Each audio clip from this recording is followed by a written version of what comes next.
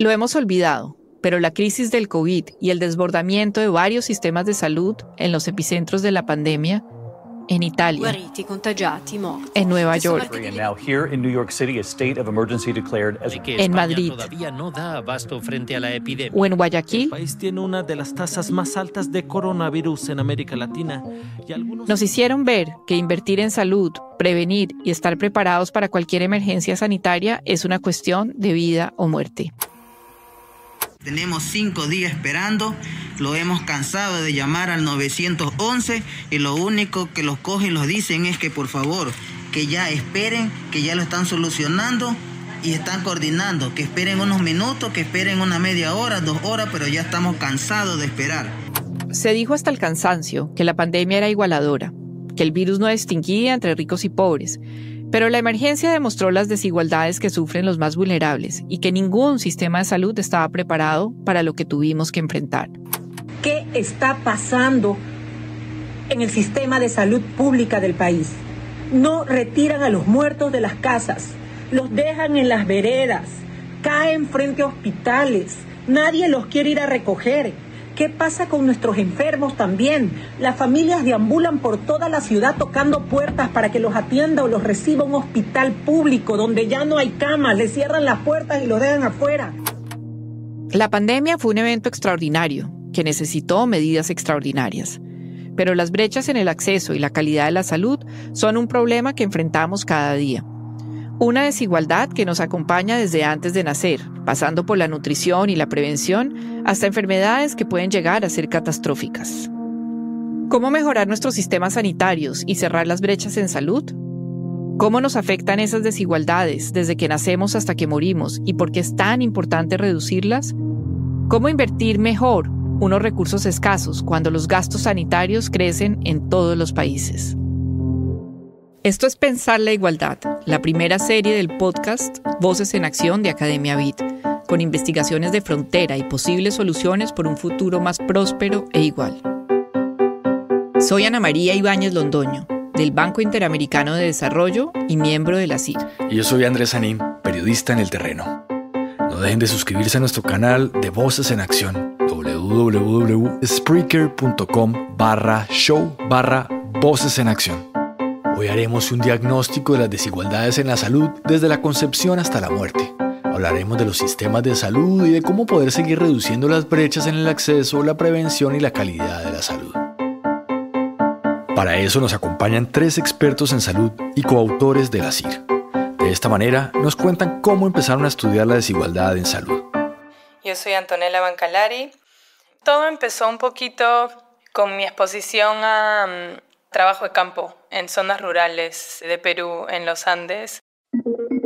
Desde Londres, la economista peruana Antonella Bancalari, investigadora senior del Instituto de Estudios Fiscales. Fui como que a hacer un voluntariado a una zona rural remota y una de las experiencias que me marcó más fue como voluntaria ir a una casa, a un hogar, donde había un señor muy enfermo y me enseñó sus heridas y me rogó que por favor le dé paracetamol. Y ahí me di cuenta cómo podían haber esas disparidades, que una niña, no sé, de 17 años de Lima pudiera tener acceso a algo que el señor tanto quería y que el gobierno esté completamente ausente. Muchas gracias por invitarme, es un placer estar con ustedes en el podcast. Mi nombre es Marcos Vera Hernández, yo me crié en España y allí tenemos un sistema nacional de salud que garantiza el acceso a salud en las mismas condiciones a toda la población. Y cuando yo empecé a estudiar Latinoamérica, empecé a ver cómo era algo completamente distinto. También nos acompaña el economista español Marcos Vera Hernández, investigador asociado al mismo instituto y profesor del Departamento de Economía del University College of London. Una de las experiencias así personales, digamos, más cercanas que tuve, ¿no? Fue cuando en el año 2002 estaba trabajando en la evaluación de familias en acción, que es un programa en Colombia. Entonces estábamos haciendo entrevistas de campo y esta señora nos dice que no puede entrar en el programa, ¿no? Y la razón por la que no puede entrar en el programa es porque no tiene cédula de identidad, porque se le perdió. Pero la razón por la que no tiene cédula de identidad es porque tiene que decidir entre comprar las medicinas o pagar el reemplazo de la cédula de identidad, ¿no? Entonces, tiene mucho que ver con la pobreza, pero también tiene que ver con el diseño de los programas. Cómo diseñamos programas, cómo diseñamos sistemas para que funcionen lo mejor posible y para que también den resultados que también sean equitativos. Y desde Washington, D.C., nos acompaña el economista argentino del Banco Interamericano, Samuel Berlinski, que empezó a interesarse en la salud cuando vio los efectos tan grandes que podía tener una intervención en el sistema durante uno de sus trabajos como investigador del BID. Hace ya unos años, en el 2015, con Norbert Schady, hicimos un estudio para el banco sobre desarrollo infantil, y una estadística que siempre me quedó grabada de ese estudio es que la mortalidad infantil, ¿no?, en 1991, en el 2008, se logró disminuir entre las poblaciones indígenas del Perú del 100 niños por 1000 al 25 por 1000 en solo 18 años. Estados Unidos solo pudo alcanzar ese rango de disminución en la mortalidad infantil entre los niños afroamericanos. Le tomó 50 años, entre 1935 y 1985. Entonces eso me dio cierta esperanza o ilusión que dentro de salud había cosas que podíamos hacer y que podían achicar estas brechas, ya sea entre los países de Latinoamérica con respecto a los países más desarrollados, y dentro de los países podíamos lograr disminuir estas brechas y mejorar el bienestar de la población de la región, y me dio más ilusión y ganas de trabajar en el área de salud. Ese ejemplo me gusta mucho, Sammy, porque nosotros siempre estamos pensando que en América Latina y el Caribe todo está mal y todo lo hacemos mal.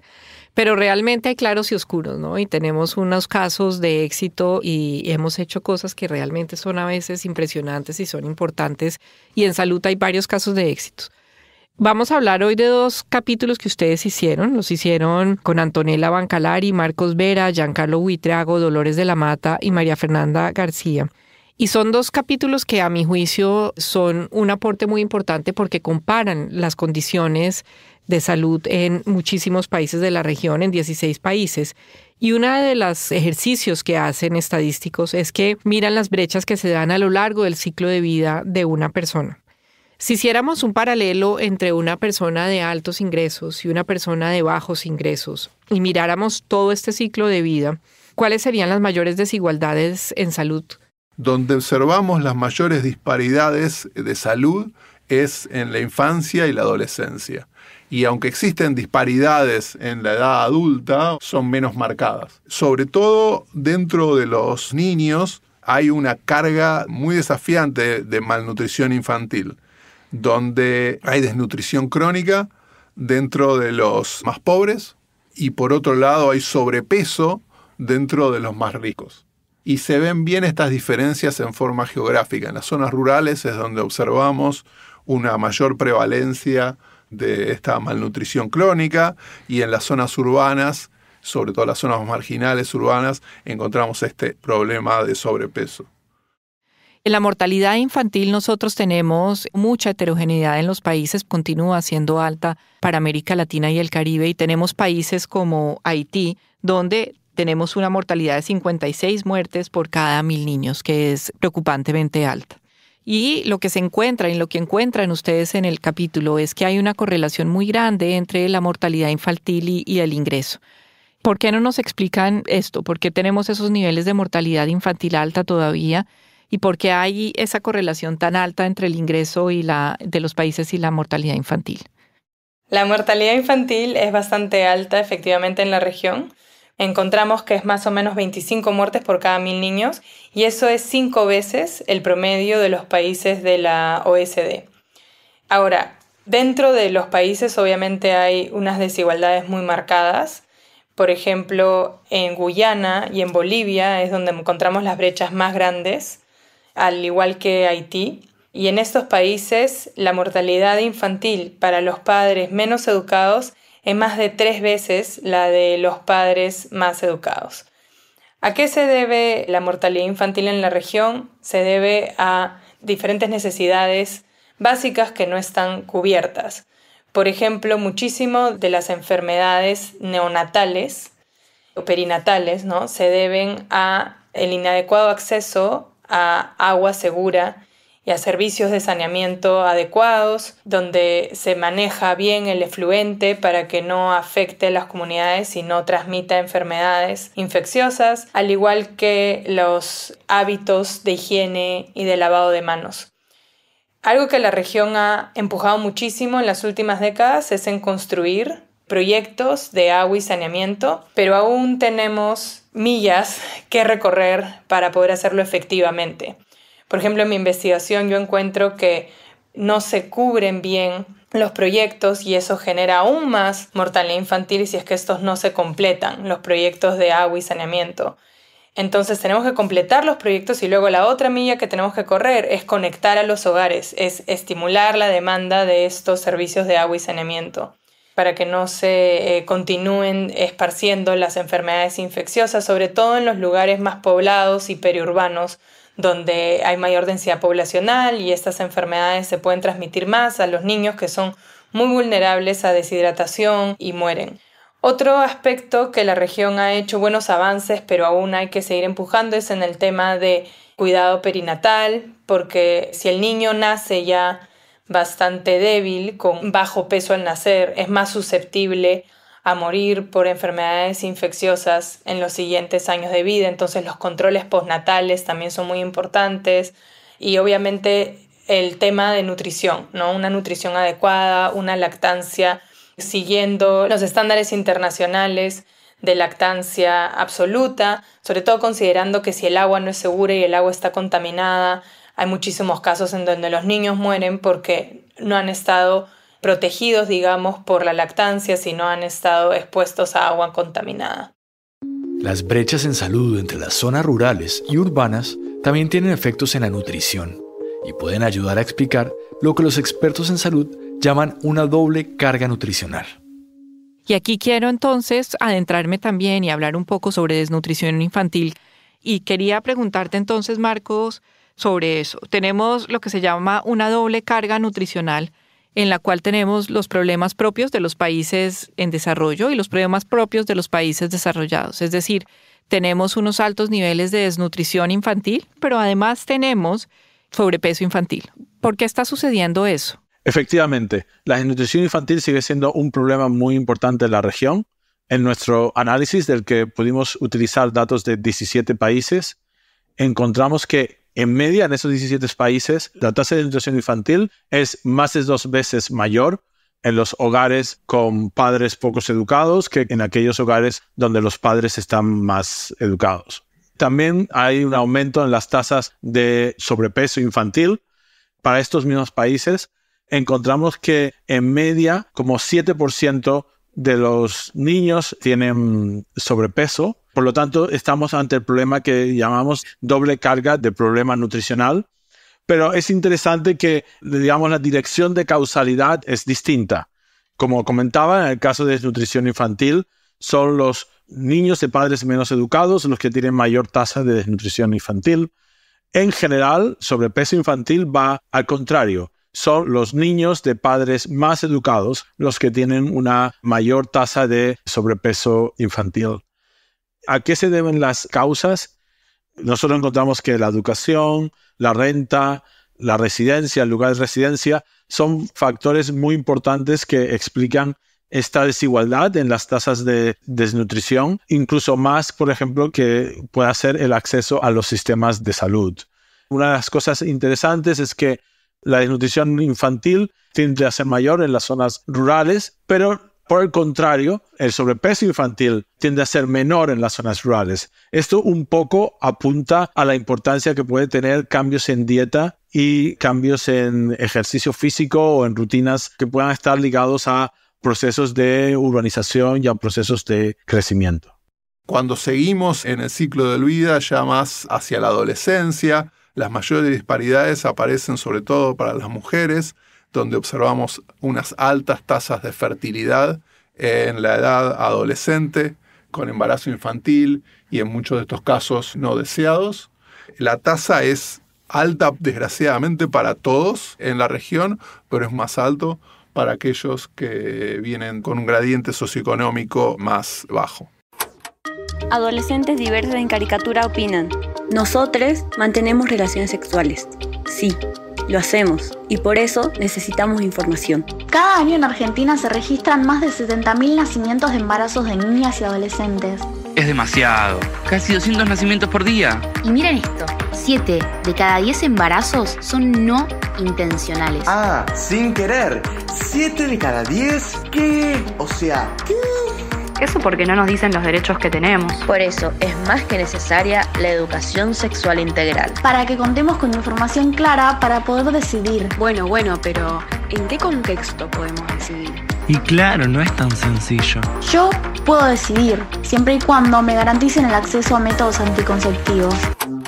Esta es solo una de las muchas campañas que se han hecho en países como Argentina para prevenir el embarazo adolescente y garantizar acceso igualitario a la planificación. Pero aunque estas iniciativas sean claves para prevenir que la desigualdad empiece desde la misma concepción, las campañas no han sido suficientes. Y nuestra región sigue siendo la segunda en el mundo con más embarazos no deseados en la adolescencia. En uno de los capítulos que ustedes prepararon para la CIR muestran que las tasas de embarazo adolescente son muy altas para la región. Tenemos 60 nacimientos por cada 1.000 mujeres entre 15 y 19 años y además muestran que hay unas diferencias y unas desigualdades en áreas como el acceso a anticonceptivos y la prevalencia de embarazos no deseados.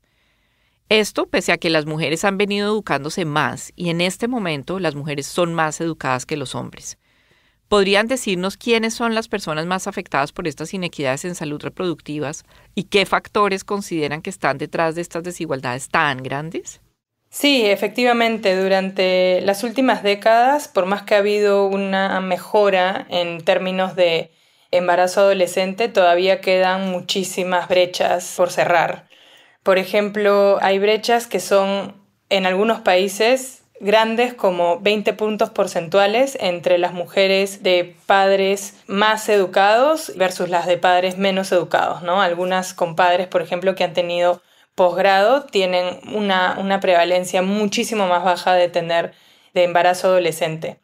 Obviamente las más afectadas son las mujeres y aún más las mujeres pobres. La manera en la que se ven afectadas es 1, en completar su ciclo educativo, 2, empujar, su ciclo educativo más allá del colegio, tener cursos universitarios y de posgrado, y 3, insertarse al mercado laboral, ¿no? Se sabe que hay lo que se llama la penalidad del niño, ¿no? Ser madre afecta muchísimo los ingresos de las mujeres una vez que se vuelven madres e ingresan al mercado laboral. No solamente una vez que quieren regresar al mercado laboral, pero también en la participación de la mujer en el mercado laboral. Muchas veces si no tienen, sobre todo mujeres más pobres que no tengan una red de soporte, van a tener que quedarse como madres y trabajar en ciertas ocupaciones que son mucho más inseguras, que son informales y que a veces son hasta del día a día para poder traer algunos ingresos al hogar. Entonces, es obviamente el embarazo adolescente un cambio, si se puede decir, permanente, no solamente transitorio en la vida de la mujer, y lo que encontramos es que esto es mucho más marcado en las mujeres pobres y de padres menos educados. Los problemas de acceso a la planificación sexual y reproductiva afectan desproporcionadamente a las comunidades negras e indígenas. Según un informe publicado en el 2023 por el Fondo de Población de las Naciones Unidas, en Estados Unidos, una mujer negra tiene 3 veces más probabilidades de morir durante el embarazo o en los 42 días siguientes al parto que una mujer blanca no latina. En Surinam, esa posibilidad es 2,5 veces mayor y en Colombia 1,6 veces mayor. Uno de los motivos, además de la más baja educación y el mayor desempleo de las poblaciones negras e indígenas, es la mayor dificultad que tienen de acceder a servicios preventivos de salud por vivir muchas veces en zonas apartadas de los cascos urbanos. Mi nombre es Paola Cruz Casillas, soy licenciada enfermera obstetriz de todo el municipio de Tupiza. Mi nombre es Esther Plata Cerezo, trabajo actualmente aquí en el Centro de Salud Choret. Actualmente estoy con el cargo responsable de programa Salud Sexual Reproductiva. Tengo 8 años trabajando aquí en el municipio. Están escuchando a Paola Cruz y a Esther Plata, 2 de las 135 enfermeras obstétricas que atienden a domicilio en Bolivia a las mujeres en regiones muy remotas del país. Nosotros manejamos 5 componentes. Uno es atención integral a la mujer, 2 es anticoncepción y planificación familiar. Hacemos lo que es la inserción del implante, del DIU y en sí todos los métodos anticonceptivos. Prevención de cáncer cervicuterino. Realizamos la prevención con el toma de Papá Nicolau. Vigilancia epidemiológica de la mortalidad materna. Formamos en cada municipio un comité de mortalidad materna. El último componente es la violencia sexual. Abarcamos los diferentes tipos de violencia. Vienen mamás que inclusive no hablan el castellano, pero lo que tenemos la fortaleza es que nosotros hablamos aymara, entonces nos podemos comunicar de manera muy fácil. Si habla quechua, entra en quechua, ¿no? Señora, le voy a explicar estos métodos anticonceptivos que actualmente es beneficio. Paola y Esther viven a toda carrera, pues la llegada de un bebé no da espera, y al llegar ellas a donde nadie más llega, pueden hacer la diferencia. Me venía dolores que hay veces uno no entiende o cree que está mal algo y uno se asusta, ¿no? Y gracias a Dios la licenciada Esther me dijo que ella podía visitarme. Entonces sí he tenido días difíciles de mi embarazo, como también días buenos. Los hallazgos de la CIR muestran que las mujeres más educadas y ricas tienen más del doble de probabilidades de asistir a más de 4 visitas de atención prenatal que las mujeres más pobres y menos educadas. En esto, enfermeras a domicilio, como Paola y Esther, también pueden hacer una diferencia. Es distinto una atención que hace un médico y es diferente la atención que nosotros hacemos. Entramos en conexión con la mamá y ir a hacerle la visita o cada mes que viene, ¿cómo ha estado señora? ¿Ha estado bien? ¿Se mueve el bebé? Sí, se mueve. Estar ahí en la sala de parto, esa es la primera emoción como una mamá recibe a su bebé. Entonces es una casera muy especial y muy bonita.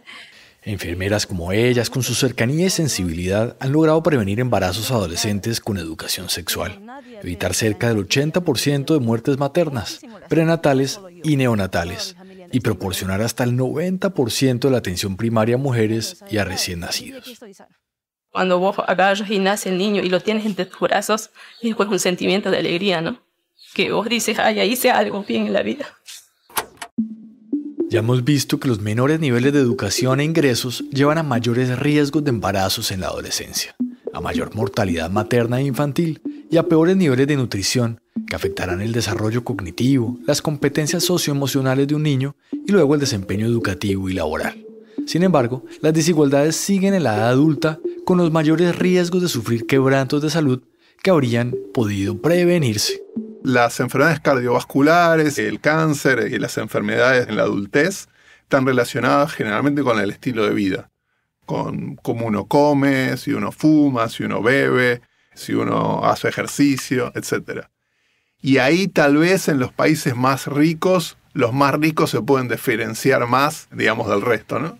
Y también eso está muy correlacionado con los niveles de educación, ¿no? Lo que estás describiendo, porque entonces también tiene que ver mucho con cambios de comportamiento. No solamente es con acceso a unos servicios y tener el ingreso para hacer ciertas cosas, sino la educación para poder atender y cambiar los comportamientos que se deben cambiar, supongo. Yo creo que lo que está relacionado a los estilos de vida, la educación y el acceso a la información juega un rol fundamental. Y obviamente entonces se pueden generar mayores gradientes en la medida que son decisiones personales. Sí, es interesante porque también ahí hay un espacio muy amplio para la acción del Estado a través no solamente de la educación, sino como decías, de información y de campañas. Así como las personas y organizaciones dependen de incentivos, la salud depende siempre de un sistema, a nivel individual y social, y está interconectada con otras esferas como el rendimiento en el colegio, en el trabajo y la productividad. Cuando estamos sanos, no pensamos en ella, pero en la pandemia entendimos más que nunca que la salud de los demás puede estar relacionada directamente con la de cada uno de nosotros. Quiero que hablemos un poco de salud mental, porque ustedes tienen unos datos sobre salud mental y muestran que hay unas diferencias también, hay desigualdades en salud mental. A mí eso me llamó la atención. Nos estamos acercando a una situación en la cual las enfermedades mentales están tomando más y más carga en las enfermedades, al igual que en países ricos, donde más y más se ve que se vuelve un problema bastante primordial de salud. Nosotros logramos estandarizar diferentes cuestionarios en los que se les pregunta a adultos mayores sobre síntomas depresivos ya que las enfermedades mentales son bastante amplias. Nosotros nos enfocamos en los cuestionarios y la data que encontramos, que es sobre síntomas depresivos, y encontramos que consistentemente la prevalencia de síntomas depresivos es mucho más alta entre los menos educados dentro de los diferentes países. Y, por ejemplo, esta brecha educacional en síntomas depresivos es bastante amplia en países más ricos en la región como Costa Rica, donde los menos educados son 2 veces más propensos a reportar que tienen depresión que los individuos más educados. Y también encontramos que hay brechas que varían dependiendo del género. Y encontramos que consistentemente los síntomas de depresión en adultos mayores, digamos, lo estamos estandarizando alrededor de los 60 años, encontramos que es consistentemente más alto dentro de las mujeres.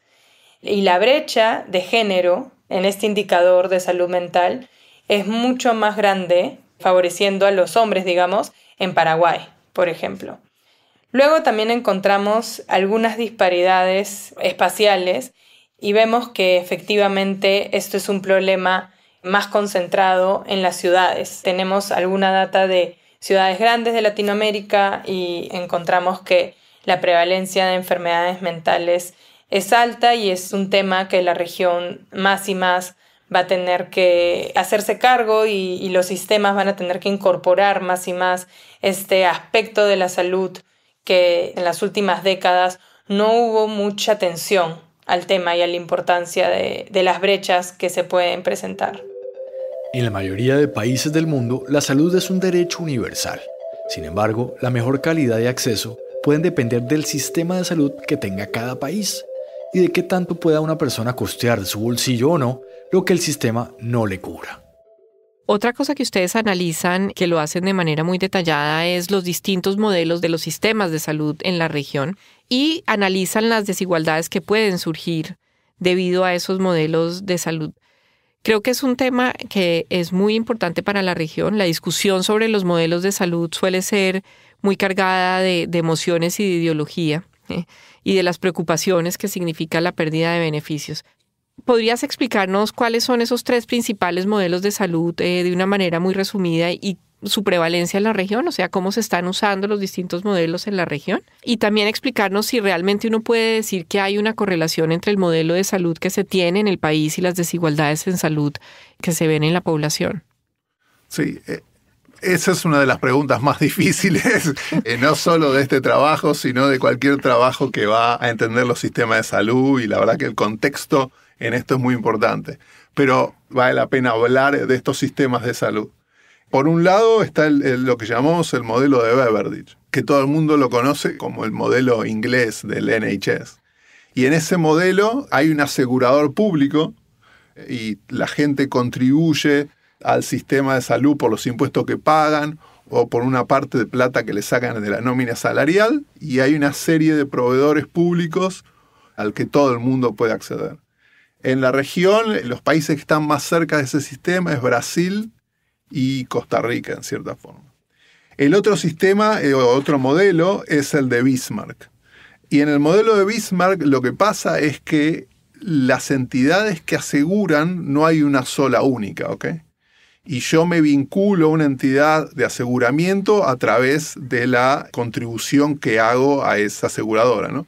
Puede ocurrir a través de las obras sociales, como ocurre en muchas partes de la región, ¿sí? Que están relacionados con mi empleo. Hay una cierta libertad en acceder a los proveedores que están regulados en cuánto pueden cobrar por cada una de las provisiones que hacen hacia los pacientes, ¿no? En este modelo de Bismarck es donde está la mayor parte de la región, ¿ok? Con ciertas particularidades. El modelo de Bismarck tiene su origen en Alemania, y la provisión de la salud está relacionada al empleo.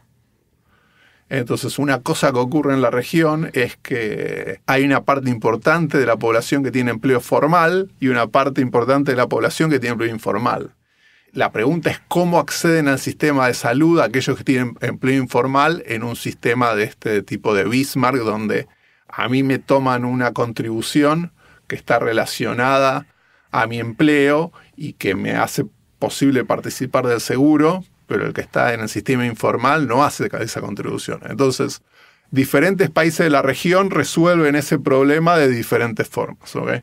Hay países que lo resuelven en forma explícita, que es el caso colombiano, que tú debes conocer bien, donde aquellos que no contribuyen porque son informales o porque no tienen una pensión o por cualquier otra razón no tienen un ingreso formal, aún así, en forma explícita, son miembros de una de estas aseguradoras y reciben un paquete explícito determinado por la ley o por el regulador, ¿sí?, que cubre ciertas cosas, ¿okay? Hay en otros países donde el acceso para aquellos que están en el sistema informal no es implícito. Entonces, si uno, por ejemplo, está en Argentina y uno no está asegurado, uno puede ir al hospital público y lo atienden, ¿okay? Y el hospital público atenderá la enfermedad que uno tiene, pero no hay, digamos, uno no participa de una aseguradora y tampoco, en general, dentro de estos países no hay un sistema explícito de qué cubre cuando uno no participa formalmente. Obviamente, los países tienen diferentes programas para aquellos que no están asegurados que tratan de generar uso preventivo, sobre todo para las madres, etc. Pero no está formalizado generalmente, ¿ok?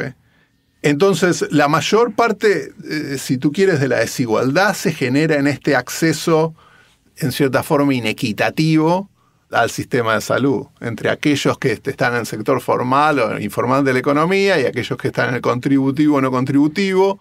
Y si estás en el sistema, digamos, en un sistema como el de Brasil, tenés una opción de salida que es lo que pasa en los sistemas públicos, puros tipo el de Beveridge, es que se hacen colas para poder ser atendidos. Entonces, una forma de evitarse la cola es acceder al sector privado.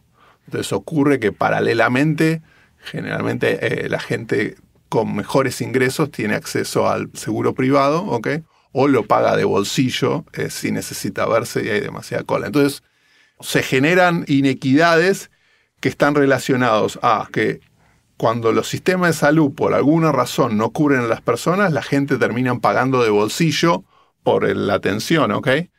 Y en el de Bismarck está justamente la inequidad en la diferente provisión que hay en aquellos que tienen acceso al sistema contributivo y no contributivo, ¿okay?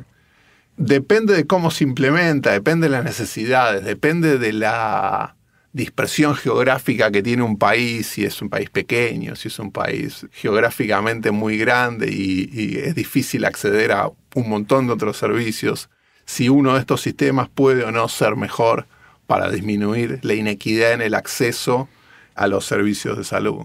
Y son modelos muy complejos que ya están muy arraigados en la población, entonces, sin pensar en tener que cambiar los modelos de salud que están en este momento, porque es una discusión grande y de pronto puede ser muy difícil hacerlo, ¿qué medidas se pueden hacer para reducir entonces esas desigualdades en salud? Obviamente hay dos opciones. Una, cambiar completamente el modelo y ir a un modelo nuevo o integrar los modelos, etcétera. Y otra es tratar de hacer cambios en los márgenes que mejoren la calidad de la atención y los servicios que recibe la gente, ¿no?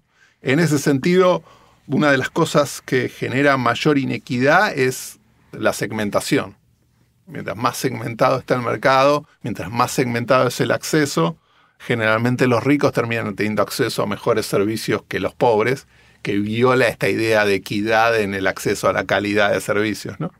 Digamos, si hay un sistema privado donde el que le pagan mejor a los médicos y lo ves en un sistema público, bueno, los médicos terminan transitando al sector privado fácilmente, ¿no? Entonces hay que proveer incentivos en estos sistemas para que haya una distribución más o menos equitativa de los recursos que tiene el sistema. Esa es una de las cosas principales. También es importante dentro de los sistemas introducir incentivos para aumentar el gasto preventivo y que no sea solo el objetivo cubrir la cápita y atender a la gente cuando presenta una enfermedad, ¿ok? En los sistemas donde el no contributivo está implícito, lo ideal sería encontrar una forma de hacerlo explícito para que la gente sepa a qué tiene acceso. Me parece un paso importante en reducir la inequidad en el acceso a salud. Y quisiera entonces que nos concentremos en la prevención, porque tenemos una población que se está envejeciendo, en donde la prevención va a jugar un papel también importante para que además no se impongan unos costos muy altos sobre el sistema de salud. Ustedes hacen un trabajo y un análisis interesante sobre prevención y sobre las diferencias y las desigualdades que hay en el acceso a la prevención misma. ¿Por qué no le cuentas a la audiencia qué encontraron, Sami? Porque yo creo que ahí también hay una beta interesante de dónde podemos hacer políticas públicas o programas que puedan ayudar a reducir desigualdades. Digamos, ahí hay dos cosas. Déjame que te dé un pequeño preámbulo sobre una cosa donde fallamos sistemáticamente, que es que nos falta información. Nos falta información para saber las diferencias de equidad en la salud, sobre todo adulta. Somos más o menos buenos en tener información sobre los niños, no siempre, pero estamos mejorando, ¿ok? Pero en la edad adulta es más difícil. Lo que hacemos nosotros es usamos todas las bases de datos que conseguimos y tratamos de homogeneizarla de la mejor forma posible y aún así la cobertura y la comparabilidad entre países es difícil. Con todas estas salvedades del caso, lo que sabemos es que donde hay gradientes socioeconómicos más grandes es en el acceso a la salud entre los más chicos y la salud reproductiva y materno-infantil, que es consistente con lo que observamos en los indicadores, ¿okay? Que es donde hay más equidad. En lo que se refiere a la prevención de enfermedades no transmisibles y a lo que tiene que ver con el mejoramiento de los hábitos saludables, si quieren, y la prevención de cuando uno ya encontró que una persona, por ejemplo, tiene alta presión, si toma el medicamento para la hipertensión, o si las mujeres hacen los chequeos, ya sea el PAP, una mamografía, etc. Ahí existen todavía diferencias socioeconómicas, pero son menores. Creo que porque, esa es una interpretación personal, si quieren, la data no me lo permite, todavía no es que todo el mundo sabe que es importante y que hay que hacerlo, etc. Entonces no hay tanta diferenciación, pero es porque los más educados, si quieren, no están demandando más de lo que deberían, ¿ok? Y donde hay mayores disparidades es en la parte geográfica, porque hay zonas en lo que es más difícil acceder a estos servicios, digamos, hacer las mamografías, etc. Obviamente que ahí sabemos que hay forma de hacerlo ahora, pero es más difícil de implementarlo. Una pregunta de datos. Si yo te diera una varita mágica o si tú pudieras producir los datos que necesitas para eso, ¿cuáles son los datos que tenemos que ayudar a la región a producir para que los tengamos y podamos entender mejor lo que está pasando? Hay dos tipos de datos que hacen falta, ¿no? Por un lado son los datos administrativos y todas las seguridades que son necesarias si vamos a empezar a almacenar datos administrativos de toda la población y de su salud, y etcétera. Entonces falta acceso a ese tipo de datos y cuando los hay, la capacidad que tienen los investigadores de acceder a esa data. En ciertos países es mejor que en otros. Estamos accediendo a los datos, al menos en el sector formal, de los salarios y de la relación entre empleados y empleadores. Todavía nos falta poder acceder a los datos administrativos de salud que sabemos que el sistema recolecta con más o menos éxito, pero lo hace en una forma sistemática en la región. Y por otro lado está tener muestras representativas de la población que nos permitan seguir la evolución de ciertos indicadores de salud para saber dónde vamos bien y dónde vamos mal. Y ahí todavía fallamos significativamente, entonces no sabemos los problemas que tenemos. Es como cuando uno no va al médico, uno no sabe que está enfermo, así que está todo bien hasta que llegamos al momento crítico, ¿no? Sí, estamos volando por instrumentos en un tema que es importantísimo, que es la salud, que además implica unos costos fiscales muy grandes para los países, ¿no? Entonces, tener esos datos para la planeación, para la prevención, para la atención primaria es fundamental. Y eso también nos va a ayudar a tener unos sistemas mucho más eficientes, efectivos y reduciendo los costos, ¿cierto? Para no volar sin instrumentos, en sociedades donde cada día hay más costos de salud por el envejecimiento poblacional y la mayor oferta de tratamientos y medicamentos disponibles, el BID se unió a la Universidad Johns Hopkins para tener un mejor diagnóstico de los costos y cargas al sistema y hacer un uso más inteligente y eficiente de los recursos. Estos fueron sus principales hallazgos y recomendaciones de política pública, según el economista de Johns Hopkins, Andrés Vecino Ortiz. Encontramos que en promedio se espera que los países de América Latina hacia 2050 incrementen su gasto en salud entre 2 y 3 veces, por supuesto en términos reales. Y una preocupación grande que genera el tema de gasto en salud es que en la medida en la que el gasto crece y los recursos para el sector salud no crecen a la misma tasa, llega un punto en el que ese gasto termina siendo pagado del bolsillo de las personas y eventualmente pueden incluso incurrir en gasto catastrófico en salud, que es definido como un gasto mayor al 25% del ingreso disponible de un hogar solamente para el rubro de salud. Ante este panorama, los países de la región sí deben considerar buscar mecanismos para mejorar la eficiencia de sus sistemas de salud. Esto incluye la integración de los servicios, mejorar los sistemas de información, de forma que, por ejemplo, no haya acciones redundantes y que la población reciba mejores servicios. También mejorar la efectividad de la atención primaria, hacerla más resolutiva, de forma que las personas no tengan que acudir a especialistas para que sus problemas sean resueltos, pero asimismo para tener una población más sana, una población menos enferma. Gracias a los avances en saneamiento, en higiene, en medicinas y vacunación, la esperanza de vida sigue creciendo. Si en 1960 era de 55 años en Latinoamérica, en el 2021 subió a 72 años, 17 años más de vida en 60 años de avances. Sin embargo, esta mejora no ha sido igual para todos. En las ciudades más desiguales de la región, las diferencias en esperanza de vida pueden llegar hasta los 15 años menos de vida para las personas con menores niveles de educación e ingresos económicos. Los costos crecientes en tratamientos avanzados podrían, además de generarle más cargas económicas al sistema, exacerbar aún más la desigualdad, si el sistema no puede costearlos y deben salir del bolsillo de quienes pueden pagar. Sin embargo, sí creo que es fundamental mejorar y promover la eficiencia a través de la creación de paquetes explícitos de beneficios. Lo que esto significa es que sea muy claro qué es lo que el sistema de salud cubre y qué es lo que el sistema de salud no cubre, porque de esa manera se puede hacer una gestión mucho más eficiente de los recursos y utilizar estos recursos escasos que tenemos de forma que se pueda mejorar el estado de salud de toda la población en la mayor forma posible. Esto incluye, por ejemplo, el desarrollo de agencias de evaluación de tecnologías en salud.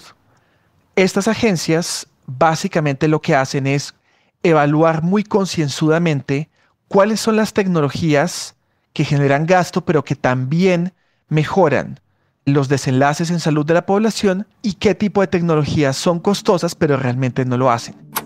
En esa misma línea de reducir costos, reduciéndole cargas al sistema, se han implementado políticas de prevención, como las campañas de vacunación o de mejores hábitos de vida en la alimentación y el ejercicio, y hasta con impuestos a las bebidas azucaradas que desincentiven su consumo y generen ingresos adicionales para el sistema de salud. Una alternativa de política tanto para potencialmente reducir la carga de enfermedades crónicas en el mediano y largo plazo, así como ampliar el espacio fiscal en el corto plazo, especialmente para el sector salud, son los impuestos saludables, es decir, impuestos aplicados tanto a bebidas azucaradas como tabaco, instrumentos de vapeo, alcohol y quizás otros.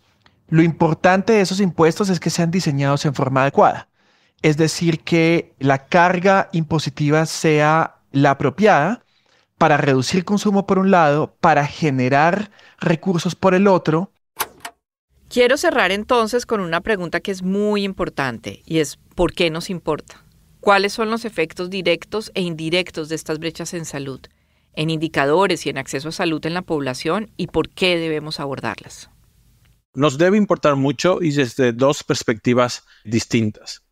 Nos importa por justicia social, porque no es justo que niños que hayan nacido en un ambiente más pobre sigan perpetuados en esta pobreza y en un estado de salud deficitario, porque no existan las políticas y no existan los mecanismos para romper el ciclo de pobreza-salud deficiente que está entramado en el sistema.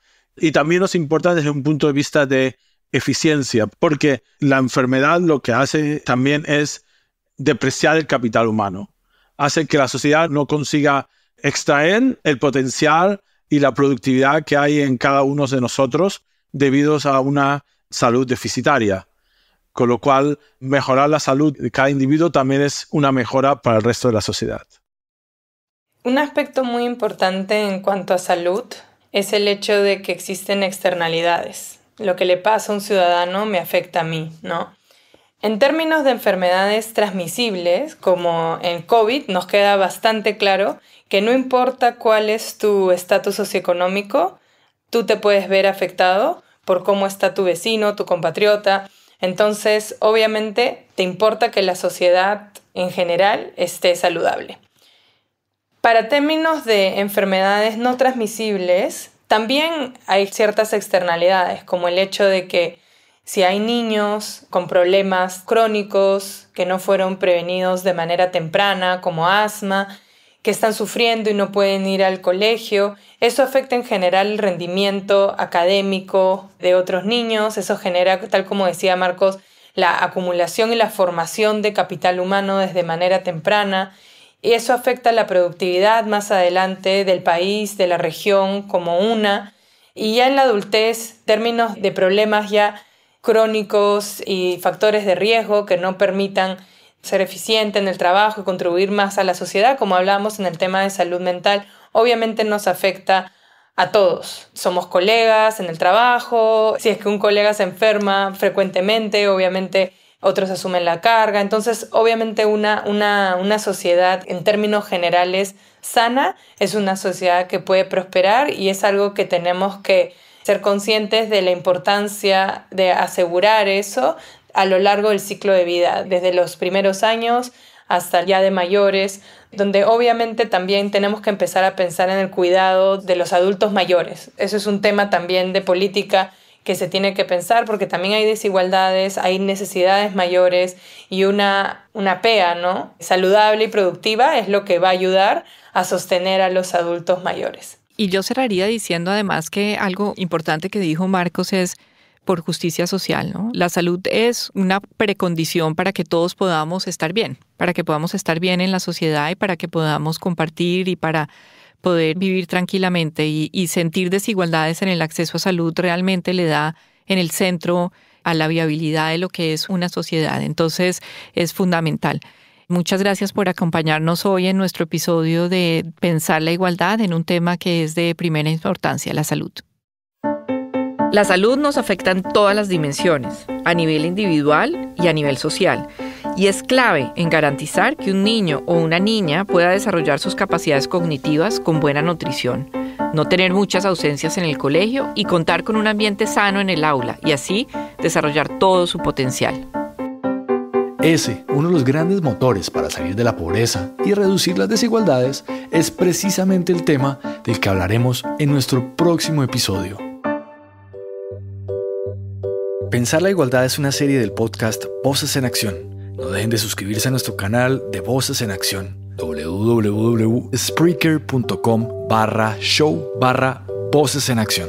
Este episodio fue posible gracias a la coordinación general de Adela Barrios Sarmiento, a la producción ejecutiva de Fernanda Cámara, a la supervisión editorial de Pablo Bachelet y a las contribuciones de Ana Libisch, Diana Champi, Sergio González y Enrique Sandoval. Dirige Ana María Ibáñez Londoño.